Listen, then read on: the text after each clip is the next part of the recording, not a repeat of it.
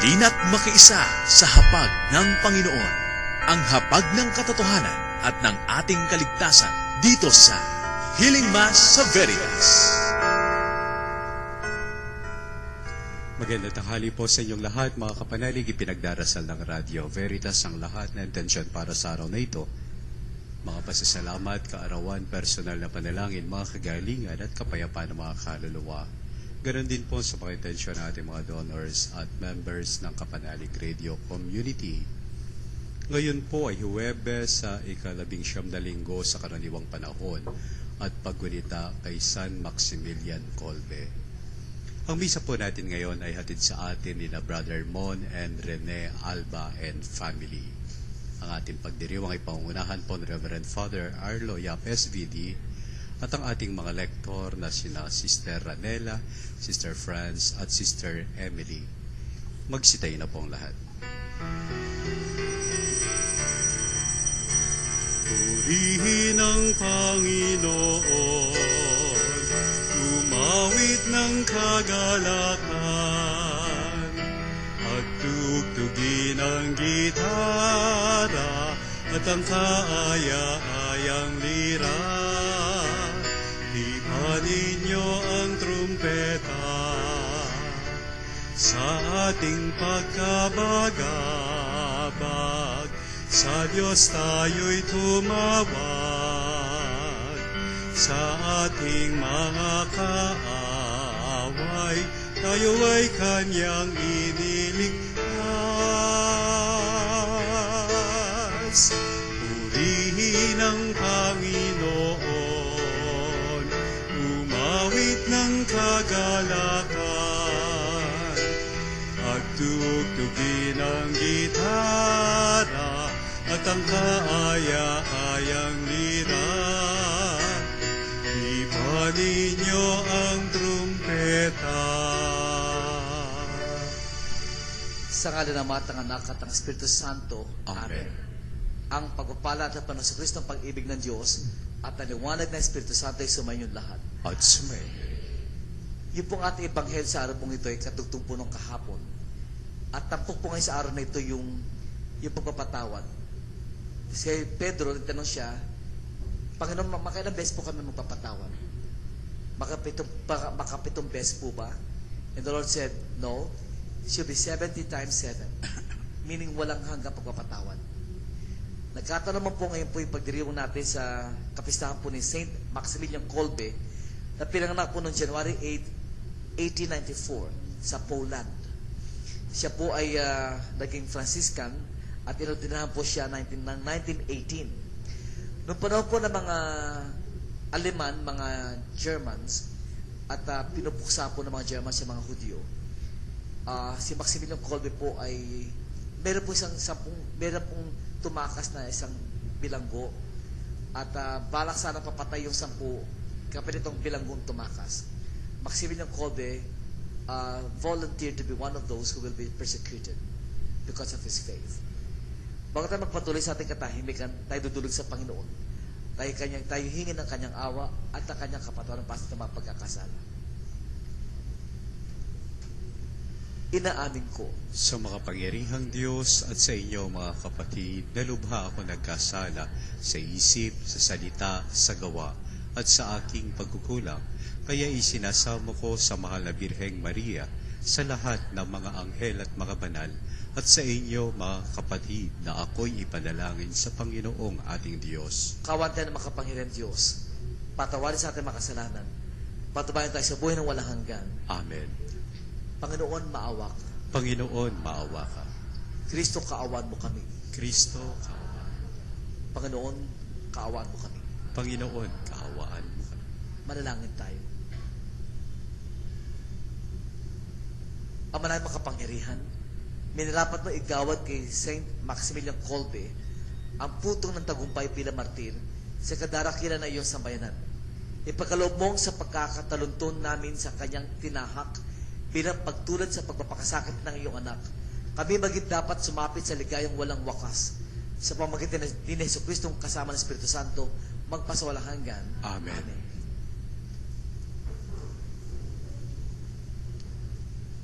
Pagbasa mula sa aklat ni Propeta Ezekiel. Sinabi sa akin ng Panginoon, "Tao, nasa gitna ka ng isang mapaghimagsik na bayan. May mga mata sila, ngunit hindi nakakikita, at mga taingang hindi nakaririnig, pagkat sila'y mapaghimagsik. Kaya nga, magbalot ka ng kailangan mo sa paglalakbay bilang isang itinapon. Bago dumating ang gabi, maglalakad ka sa lansangan ng nakikita nila, at baka sakaling makaunawa sila sa kabila ng pagiging mapaghimagsik nila. Samantalang maliwanag pa, maghanda ka ng iyong daladalahan ng nakikita nila, at kinagabihan ay maglalakad kang parang manlalakbay. Pagkatapos, bumutas ka sa pader at doon ka magdaan. Pasanin mo ang iyong daladalahan at lumakad kang nakikita nila. Magtakip ka ng mukha para hindi mo makita ang lupain pag alis mo, pagkat ikaw ang gagawin kong pinakababala sa mga Israelita. At ginawa ko ang lahat ayon sa utos sa akin. Nang araw na iyon, naghanda ako ng aking madadala bilang isang takas. Kinagabihan, bumutas ako sa pader at nagpatuloy sa paglalakbay na nakikita nila habang pasan ko ang aking mga daladalahan. Kinaumagahan, sinabi sa akin ng Panginoon, "Tao, hindi ba't itinanong sa iyo ng mapaghimagsik na mga Israelitang yaon kung ano ang iyong ginagawa? Sabihin mo sa kanila na pinasasabi ko, ang pahayag na ito ay para sa pinuno ng Jerusalem at sa buong Israel. Sabihin mong ang ginawa mo ang pinakababala sa gagawin sa kanila. Itatapon sila at ipabibihag. Pagdilim, papasani ng pinuno ng Jerusalem ang kanyang daladalahan at tatakas sa pamamagitan ng butas sa pader. Magtatakip siya ng kanyang mukha para hindi niya makita ang lupaing iiwan niya." Ang salita ng Diyos. Salamat sa Diyos. Hindi nila malilimot ang dakilang gawa ng Diyos.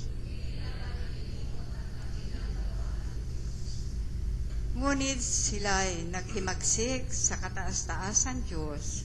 Hindi nila iginalang ang kanyang mga utos. Katulad ng nono nila, sila'y kusang tumalikod, nagtaksil na wari pa ng lumipad na walang taros. Hindi nila malilimot ang dakilang gawa ng Diyos. Nanibugo itong Diyos sa kanila'y nagalit nang makita ang dambana ng kalarawang inukit. Sumama ang loob niya, noon ito ay mamasid, itinakwil ang Israel sa tindi ng kanyang galit. Hindi nila malilimot ang dakilang gawa ng Diyos. Sa gisag ng kanyang lakas, ang kaban ng kanyang tipan, binayaan na mahubog at makuha ang kaaway. Nagalit sa kanyang bayay ibinigay sa kaaway, kaya naman ang marami sa kanila'y namatay. Hindi nila malilimot ang dakilang gawa ng Diyos. Magsitay na pong lahat. Hallelujah, hallelujah, hallelujah, hallelujah, hallelujah. Purihin ang Diyos. Hallelujah. Purihin ang Diyos. Hallelujah.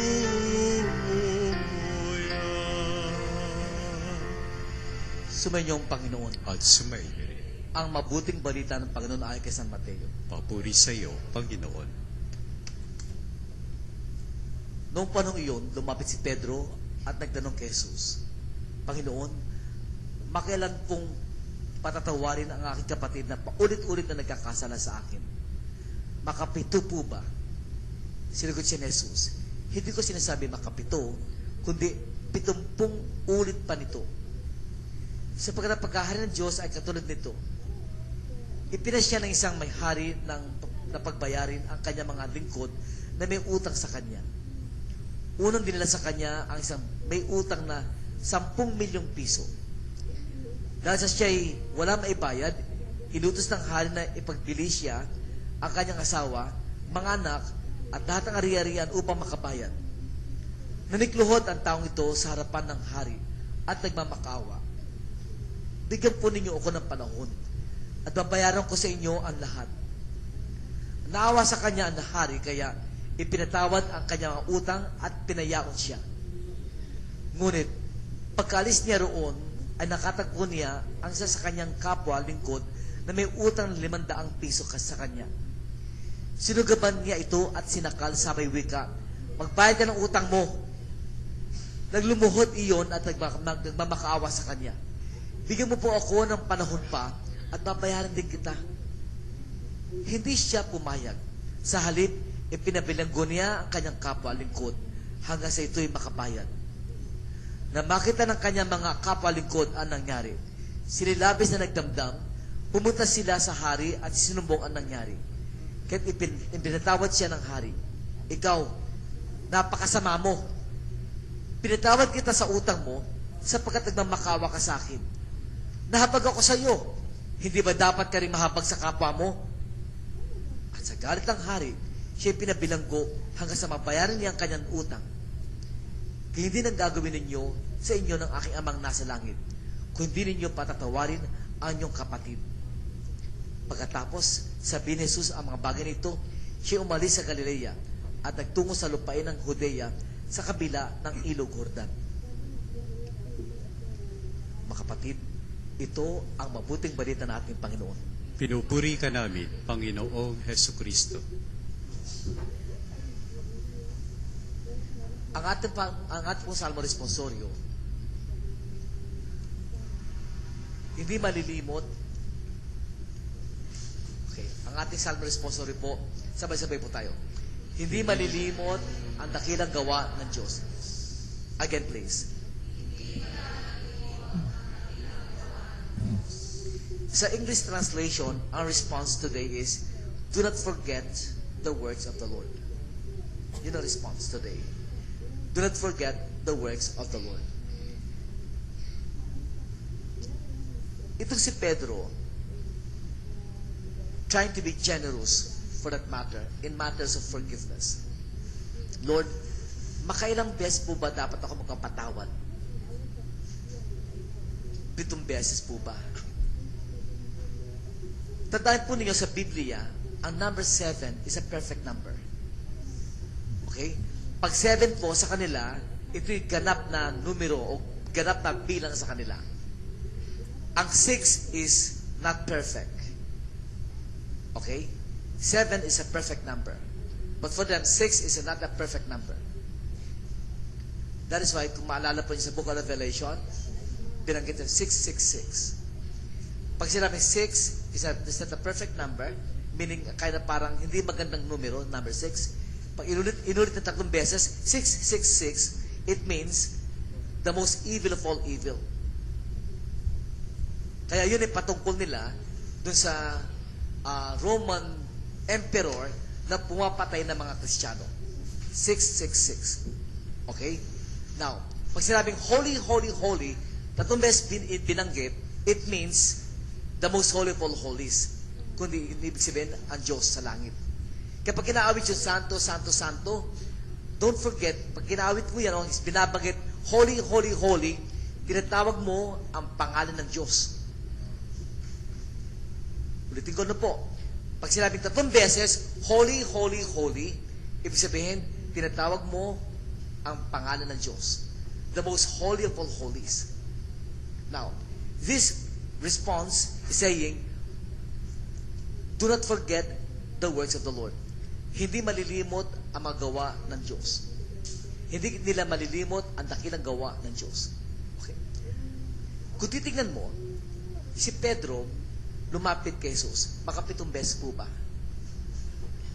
Sabi ni Jesus, hindi 7 beses, kundi 70 beses pa nito. If 7 is a perfect number, ibig sabihin, endless ang pagpapatawad sa isang taong nagkakasala. Kahit pa ulit-ulit pa. Now, kung titignan mo, napakahirap kung tutusin, unuwain yun. Imagine, pa ulit-ulit nagkakasala ang asawa mo, papatawarin mo. Imagine, yung asawa mo, nabisto mo, may number 2. Di, humingi na sorry. Aba, after 1 year, may number 3 naman. Humingi na sorry. Aba, after 1 year may number 4 naman. Kung isipin mo, kayong babae, o kung halimbawa, kung yung misis, ay nako, i-donate ko na lang. Pamimigay ko kaya. Para marami nakaka-relate dito, ha? Tama. Paulit-ulit. Kung isipin mo, masakit magpatawad eh. Hindi madaling magpatawad. Lalo pag paulit-ulit. Ang hirap kaya. It's difficult to forgive. Especially if you know na kahit malang self-respect, pangahawakan mo, yun na lang dignidad mo lang bilang tao, kaya bilang asawa, yun na lang dignidad mo, gusto mo ma-maintain na lang eh. Tapos gagawa ulit, kulit.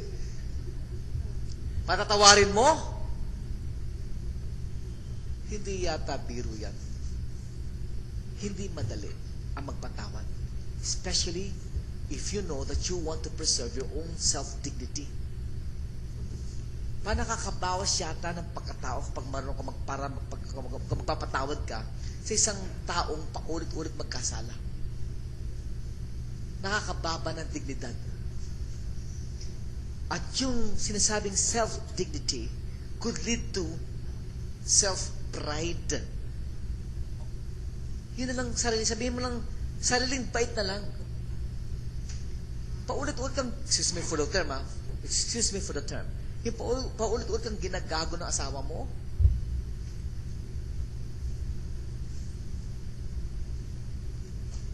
Hindi siya madali.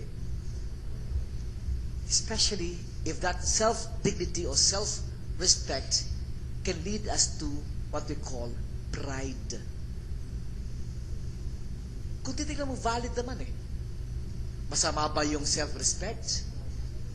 Hindi masamang self-respect. Masama ba ang self-dignity? Hindi. In fact, we should preserve it. Kung gusto mong pagkataong mabuo, you have to preserve it. Pero yung pride, masama ba yun in matters of ikaw na nasasaktan to keep your pride? Pwede pa rin naman eh. Ang hirap intindihin. Paano nakakabawas ng dignidad ng pagkatao? Naisip ko, if this is the response, hindi nila malilimot ang mga dakilang gawa ng Diyos. Do not forget the works of the Lord. Ibig sabihin yun, kung sakasakaling mahirap magpatawad ng tao nagkasala sa atin, how much more kung sakasakaling yung kasalanan natin paulit-ulit din sa mata ng Diyos. Sabihin nila natin, 3 beses nagkasala asawa mo sa'yo. Out of being unfaithful sa'yo. 3 beses na lang sabihin na natin. But how many times have we been unfaithful to Him? 3 times? Maybe not. 4 times? 5 times? Maybe 1,000 times? We were so unfaithful to God. And yet God is ready to forgive. Nabawasan ba ang kanyang pagka-Diyos? Hindi. Mas lumalim ang kanyang pagka-Diyos. Ganun pala yun. Pag nagpatawad ka, hindi na babawasan ang pagkatao mo. Kapag nakapagpatawad ka, lalong lumalalim ang pagkatao mo. Yung pala ang basis ng ating response today. Do not forget the works of the Lord. Therefore, Kung isipin mong nagpatawad ka, mahirap, isipin mo na rin mas mahirap sa ganang Diyos, pagpapatawad sa atin na makailang beses tayo nagkakasala sa Kanya. Of course, who would know our sins? Wala nakakaalam. Kasalanan ko, hindi niyo rin alam. Ako lang nakakaalam, ikaw rin nakakaalam, kapanalig. Sino nakakaalam kasalanan natin? Wala iba kundi ang Diyos. Alam na nga niya, nagkakasala tayo, hindi ka pa hingi ng tawad? Ang maganda nun, humingi ka man ng tawad o hindi, una, naiintindihan ka ng Panginoon Diyos. Bumababa ang kanyang pagka-Diyos? Hindi. Mas lumalim ang kanyang pagka-Diyos. At sa kanyang pangunawa sa atin, tandaan niyo ang katagang pangunawa. Unawa ay una sa awa. Ulitin ko, in every understanding, there should always be mercy. Bakit? Because unawa is understanding. Una sa awa. Kaya bago ka maka-understand ng ibang tao, there's always this grace of mercy. Kaya nakakaunawa ang iba. Ang hirap kayang pagdugtungin, meron kang understanding pero wala kang mercy. Ang hirap pagdugtungin. Meron kang pangunawa pero wala kang awa. Ang hirap pagdugtungin. Kailangan ang unawa ay una sa awa. Awa muna bago unawa. Kaya pala ganun ang Diyos sa atin. Hindi nabawasan ang kanyang pagka-Diyos. At ganun din, hindi rin nababawasan ang pagkatao pag nagpapatawad ka. Mahirap actually. Meron nga akong kaibigan, alam niya yung asawa niya ng bababae. Tapos ang problema, kung mag-visiping sila, ang feeling ni Mrs. ng babae, parang ang dumi-dumi ng asawa niya kasi galing sa kabila. Pero tandaan nyo, sa larangan ng mga pakikapit, tandaan nyo huwag nyo kakalimutan, mga kapanalig, kung ikaw yung Mrs. at yung mister mo ay ng bababae, una, it takes two to tango, na meron ka ugali na ayaw ng mister mo, na nakita yung, na ayaw ng mister mo, at yung kabalitaran nun, nakikita niya sa iba. Ulitin ko, it takes two to tango. Kung ang mister mo, payapang-payapa sa'yo, hindi ka lang sapagkat mahal ka niya, kundi payapa sa'yo, sabihin hindi makakaisip yan mangalo niya. Bakit kayo nakamulagat? Ulitin ko, iba pa yung mahal mo sa payapa ka sa kanya. May ibang tao, mahal na mahal niya, pero hindi siya payapa. Nawawala yung pagmamahal na yun. Kahit mahal mo, tapos ikaw yung nakikisama lagi, nakakapagod yun. Araw-araw ginawa dyan, pinakikisamahan mo, nakakapagod kaya yun. Kami mga iba, I'm not defending them, just trying to see kung anong conditions nila. Maybe, kasalanan din ng babae. Na may hinahanap-hanap si lalaki na wala si misis niya. Maybe, hindi naman lahat maybe, sa ibang tao lang. But on the other hand, itong gusto kong ipuntos. Kahit na pa-offended party ka bilang misis, kung mahal mo ang mister mo, ipaglaban mo. Yan ang payo ni Christopher De Leon kay Monica. Ipaglaban mo. Tandaan nyo, makapanalig, mas mataray ang number 2 kaysa sa original. Ulit-ulit ko gusto ko mag-reaction kayong isang. Mas mataray ang number 2 kaysa original. Kita nyo kung sino nakaka-relate? But even then, sabi nga hanggat umuwi sa'yo. Kasi pag tinarayan mo, wala kang forgiveness, lalo mo siyang tinutulak palabas ng pamilya mo. Mukhang nakamulagat na naman kayo. Likewise, kung ang Diyos mataray, nagkasala tayo, lalo na tayo binubulit sa kasamaan. Kung wala mang provision na pwede bumalik sa Kanya, lalo tayong binubulit sa kasamaan. But God is a different God. Ang Diyos natin ay mapagmahal, mapangunawa. Kaya ang ating example ng talinhaga, binabagit doon, Ito nga, may utang eh. Ilang utang? 10 milyong piso ang utang. Nagmakawa ang Panginoon sa mga, bigyan mo ang pagkakaroon, makakabayad din ako. Naawa yung hari. Pinatawad niya. 10 milyon. Mura pa nga yan eh. Bakit? Para makabayad yung taong may utang 10 milyon, mura pa nga yan eh. Bebenta niya yung misis. Imagine, bebenta yung asawa mo. Pati mga anak, ibebenta rin. Pati ari-arian, bibenta rin. Hindi lang 10 milyon yun. Napakalaking pera noon. Buong pamilya, ibebenta. Gagawing alipin. Ang hirap noon. Pero, pinatawad siya nung hari. Likewise, as we know, itong mamang itong pinatawad, nakita may isang may utang sa kanyang kapwa lingkod. Ang utang, 500 pesos lang. Sinakat sa kanya, magbayad ka! Sinakasakat pa niya. Nakita naman kasama, alam nila eh. Siyempre, makasama, swerte nga niya, pinatawad 10 milyon eh. 500 pesos hindi mapatawad. Nagsumbong yung mga iba sa hari. Panginoon, itong taong pinatawad nyo eh, ganyan. Ginawa ng hari, pinarusahan.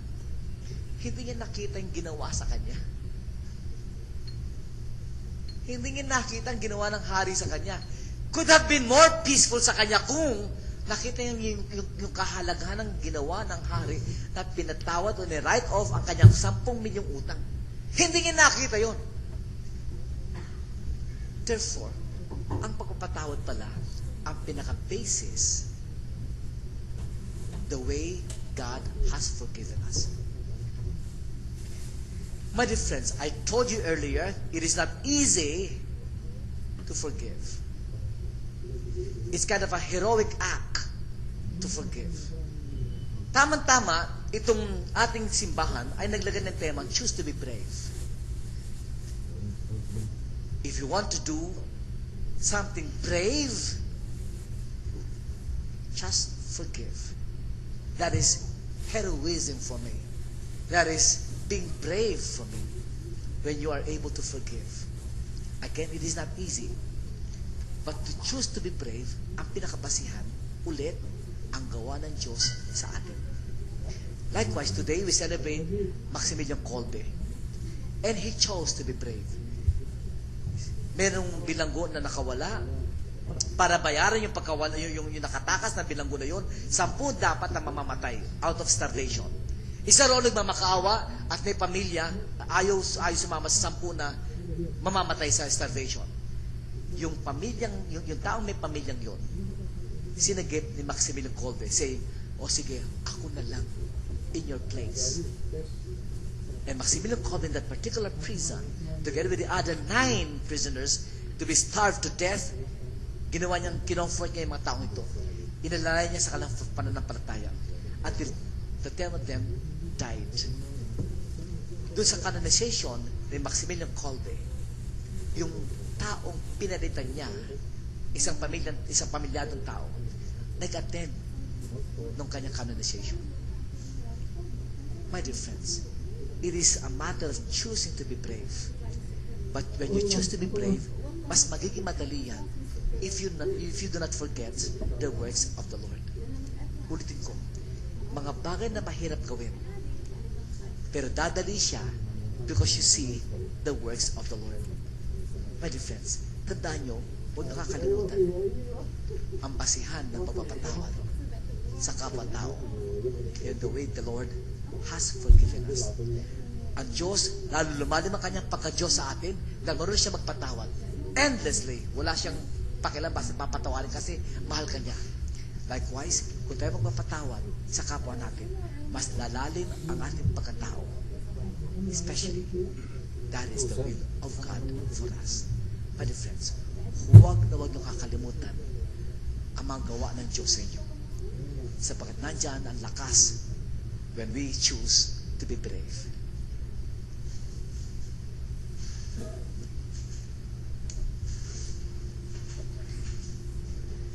Manalangin tayo sa Diyos upang makapagdulot ng pakipagkasundo sa daigdig ng kanyang bayan na nakadama ng kanyang pagpapatawad. Sa bawat kahilingan natin sasagot, Panginoon, dinggin mo ang aming panalangin. Panginoon, dinggin mo ang aming panalangin. Ang bayan ng Diyos na pinalaya ng dugo ni Kristo, naway hindi magkahiwa-hiwalay at mamuhay sila sa pagkakaunawaan at kapayapaan. Manalangin tayo sa Panginoon. Panginoon, dinggin mo ang aming panalangin. Ang mga may dinaramdam o sama ng loob, bunga ng mga kalupitan at pagkakamaling ginawa sa kanila, naway huwag magkimkim ng hinanakit sa kanilang puso, bagkus maging bukas sa kapayapaan ni Kristo. Manalangin tayo sa Panginoon. Panginoon, dinggin mo ang aming panalangin. Ang mga nahihirapang magpatawad, naway mapagtanto at maunawaan ang mayamang habag ng Diyos sa bawat isa at matutong makapagpatawad mula sa puso. Manalangin tayo sa Panginoon. Panginoon, dinggin mo ang aming panalangin. Ang mga nakadarama ng malalim na sugat na pisikal at espiritual na pagkakamali, naway makatagpo ng kagalingan sa pagpapatawad ni Kristo. Manalangin tayo sa Panginoon. Panginoon, dinggin mo ang aming panalangin. Ang mga tapat na namayapa, naway patawarin sa kanilang mga kasalanan. Manalangin tayo sa Panginoon. Panginoon, dinggin mo ang aming panalangin. At para po sa mga may kaarawan sa mga araw na ito, lalo tigit sina Anigaw at saka si Alan Ramos. At para sa may mga karamdaman, sina Sister Irene Munsayak at sina Bong Tesalona, manalangin tayo sa Panginoon. Panginoon, dinggin mo ang aming panalangin. Ama namin nasa langit, ito pong aming makahilingan, nabanggit mo no hindi, ay niyo po sanang tanggapin ayon sa inyong kalooban, ay matanggap namin ang iyong kasagutan. Ito aming hinihiling sa dakilang Panginoon Kristong aming Panginoon. Amen.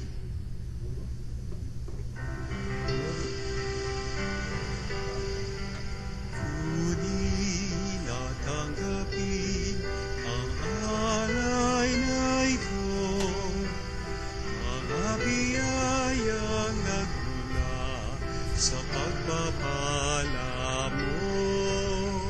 Handa ng bawat pusong pagkakinibig mo, ngayon nananalig, nagmamahal sa'yo. Inapay na nagmula sa buti. Magsitayo na. Malaki kayo mga kapatid, upang ang paghahain natin, kalugdan ng Diyos sa mamakapangyarihan. Tanggapin nawa ng Panginoon itong paghahain sa iyong mga kamay, sa kapurihan niya at karangalan sa ating kapakinabangan at sa buong sambayanan niyang banal. Ama namin lumikha, ngayong ginugunita namin ang martir na si San Maximiano Colbe, tanggapin mo ang pinagdiriwang na nagpaghahain ng tipan at dangal sa pagpapatawad ng aming mga kasalanan at sa pagtanaw ng utang loob namin kailanman sa pamamagitan ni Jesucristo kasama ng Espiritu Santo magpasawalang hanggan. Amen. Sumayin niyo ang Panginoon. At sumayin niyo rin. Itaas sa Diyos ang iyong puso at diwa. Itinaas na namin sa Panginoon. Pasalamatan natin ang Panginoong ating Diyos. Marapat na siya ay pasalamatan. Ama namin makapangyarihan, tunay nga marapat ikaw aming pasalamatan sa pamamagitan ni Jesucristo na aming Panginoon. Siya ang salitang katuwang mo at kapiling noong lahat ng umiiral ay iyong likhain. Siya sinugo mo para kami sa gipit palayain. Kaya siya'y kinalingan ng mahal na birhen na naging kanyang inang totoo sa kapangyarihan ng Espiritu Santo. Inako niya sundin ang loob mo at kamtin ang sambayan ng banal para sa iyo. Pinigtisan niyang iunat sa krus ang kanyang makamay upang magwakas ang kamatayan at mahayag ang pagkabuhay. Kaya kaysa namang hell nagsiawit na papuri sa iyo ng walang humpay sa kalangitan. Kami nagbubunyi sa iyong kadakilaan. Santo, Santo, Santo ang Panginoong Diyos na makapangyarihan, napupuno ang langit at lupa ng kalwalhatian mo, Hosana sa kaitaasan. Pinagpala ang naparirito sa ngalan ng Panginoon, Hosana sa kaitaasan. Ama naming banal, ikaw bukol ng tanang kabanalan. Kahit sa pamagitan ng iyong Espiritu, gawing banal na makaloob na ito upang para sa amin maging katawan, dugo na aming Panginoon Jesucristo. Bago niya pinagtiis ang kusto ng loob na maging handog, hinuwakan niya ang tinapay. Pinasalamatan kaniya. Pinaghati-hati na iyon. Inabot sa kanya malagad at sinabi, tanggapin niyo lahat ito at kanin. Ito ang aking katawan na ihahandog para sa inyo.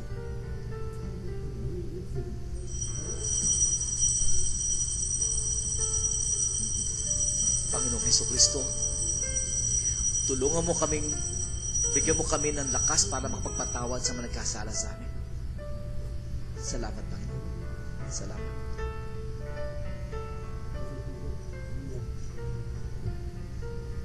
Kaya hindi naman na matapos ang hapunan, hinawakan niya ang kalis. Muli kanyang pinasalamatan. Inabot niya ang kalis sa kanyang malagad at sinabi, tanggapin niyo lahat ito at inumin. Itong kalis ng aking dugo ng bago't walang hanggang tipan. Ang aking dugo ay bubuhos para sa inyo at para sa lahat sa kapapatawad ng mga kasalanan. Gawin niyo ito bilang pag-alaala sa akin. Lord Jesus, give us the grace to be brave. Give us the grace to forgive and take the heroic act of forgiving. Salamat, Panginoon.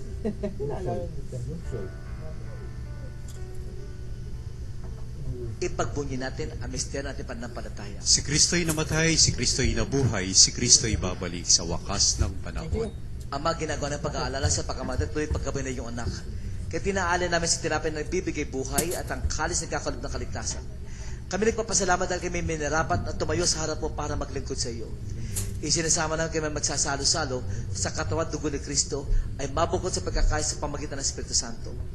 Ama, lingapin mo simbahan naganap sa buong daigdig, puspusin mga may sa pag-ibig, kaysa ni Francis na aming Santo Papa, Honesta na aming Obispo at ang Tanang Kaparian.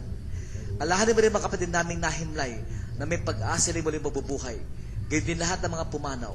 Kawa mo sila at patuloy sa iyong kaliwanagan. Kawa mo at pagkitapat kami lahat na makasalo sa buhay ng walang wakas. Kaysa na mahal na biring-mere na ina ng Diyos, kaysa ng mga apostol at lahat ng mga banal, lalo tigit si Saint Maximilian Kolbe, na tumupad na yung kalooban, na mo'y din sidigdig ng kalugod-lugod sa iyo, at ay pagdiwan naman namin ang pagpupuri sa kararangal mo sa pamamagitan ng iyong anak namin Panginoon Jesucristo. Sa pamamagitan ni Kristo, kasama niya at sa Kanya, ang lahat ng parangal at pagpuri sa iyo, Diyos sa makapangyarihan, kasama ng Espiritu Santo, magpasawalang hanggan. Amen.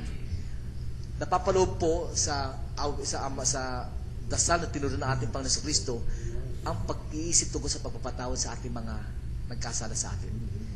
Thinking also, ang pagpapatawad ng Diyos ang ating tinatangka. Sabay-sabay natin dadasalin ang pananatino ng Panginoon.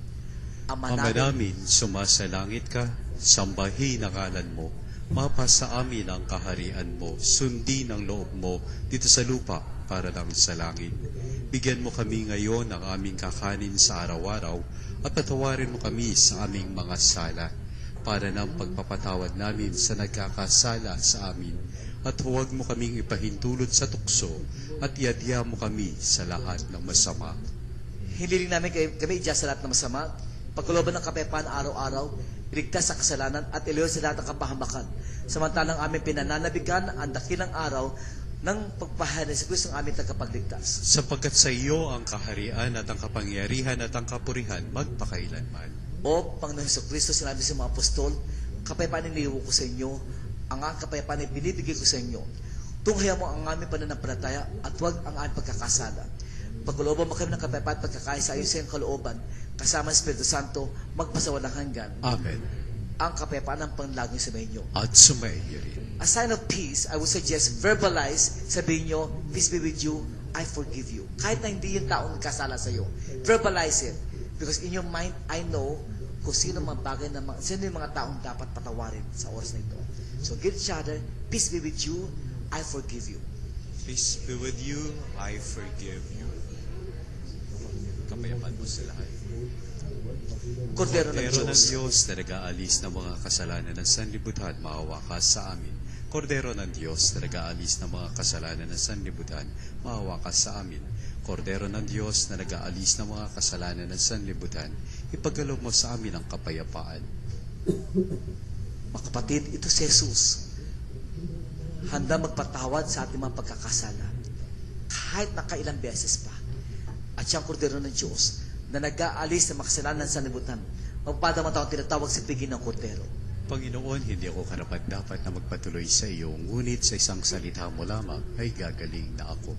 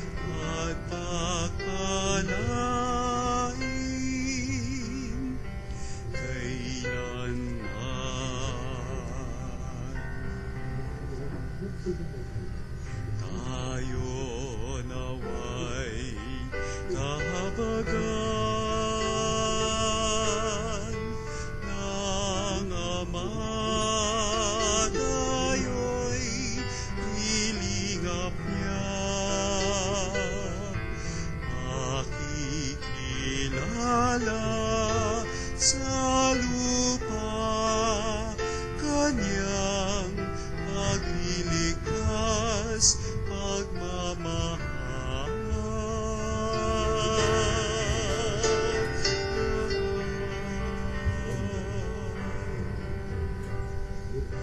Naway kahabagan tayo ng Diyos at pagpalain kailanman.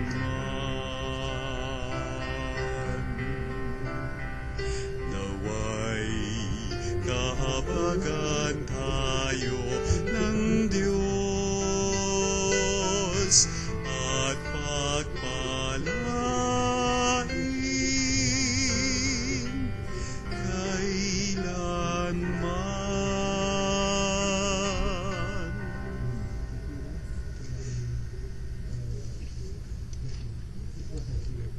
Magsitayo po para sa national prayer for the papal visit. God of mercy and compassion, we come to you in our need and lift up to you our nation as we prepare for the apostolic visit of Pope Francis. After every invocation, we say together, bless your church, Lord. That we may be faithful to the Pope, the vicar of Christ on earth. That we may be eager to meet and listen to Pope Francis. That we may be compassionate with the poor and the needy.